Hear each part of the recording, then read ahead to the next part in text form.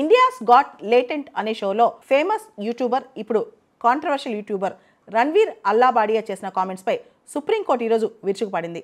అసలు నువ్వు మాట్లాడిన భాష ఏంటి? హాస్యాస్పదమైన ఇలాంటి మితిభిన్న అంశాలు మాట్లాడతావా? అసలు అబ్సీనిటీకి పారామీటర్స్ ఉన్నాయా? ఇంత ఇర్రెస్పాన్సిబుల్గా వ్యాఖ్యలు చేస్తావా? నువ్వు పాపులర్ అయినంత మాత్రాన ఏదైనా చేయగలవా? నువ్వు ఇలాంటి మాటలు ఎలా మాట్లాడావు? దీంట్లో నీ మైండ్లో ఎంత వక్రబుద్ధి ఉంది, ఎంత ఫిల్త్ ఉందని చెప్పి సుప్రీంకోర్టు కామెంట్ చేసింది. ఇదంతా నీ పర్వర్షన్ చూపిస్తుంది. ఇలాంటి వ్యాఖ్యలు చేయొచ్చా?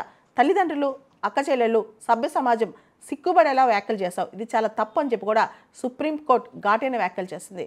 దీనికి సంబంధించి ఒక షోలో ఆయన రణ్వీర్ అల్లాబాడియా చాలా అబ్సీన్గా, చాలా వల్గర్గా కొన్ని స్టేట్మెంట్స్ ఇచ్చారనమాట. అదొక జోక్ అనుకున్నారు. సాధారణంగా వెస్ట్రన్ మీడియాలో ఇలాంటి జోక్స్ కామన్ అనమాట.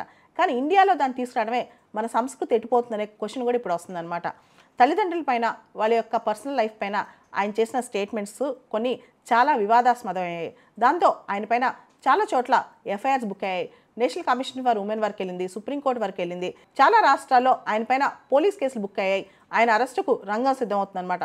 ఆ టైంలో ఆయన యాంటిసిపేటరీ బెయిల్ కోసం అప్లై చేశారు. రణ్వీర్ అల్లాబాడియాకు ఓ పక్క ఇంటరిమ్ రిలీఫ్ అంటే యాంటిసిపేటరీ బెయిల్ గ్రాంట్ చేస్తున్నాయి, ఇంకో పక్క అతని పాస్పోర్ట్ సరెండర్ చేశామని చెప్పి, కోర్టు ఆదేశం లేకుండా దేశం విడిచి వెళ్ళరాదని చెప్పి, అదేవిధంగా తదుపరి ఆర్డర్స్ వచ్చేంత వరకు కూడా ఎటువంటి షోస్లో పార్టిసిపేట్ చేయకూడదని చెప్పి ఆదేశాలు ఇచ్చిందనమాట. అయితే అతని పైన చాలా చోట్ల ఎఫ్ఐఆర్స్ బుక్ అయ్యాయి. ఇప్పుడైతే ప్రస్తుతం అతనికి యాంటిసిపేటరీ బెయిల్ వచ్చిందనమాట. భారతదేశంలో మన రాజ్యాంగంలో ఫండమెంటల్ రైట్స్ చాప్టర్లో article 19 clause 1 clause a freedom of speech and expression ఉంది. భావ వ్యక్తీకరణ హక్కు ఉంది. కానీ ఇది అపరిమితమైనది కాదు, అన్లిమిటెడ్ కాదనమాట.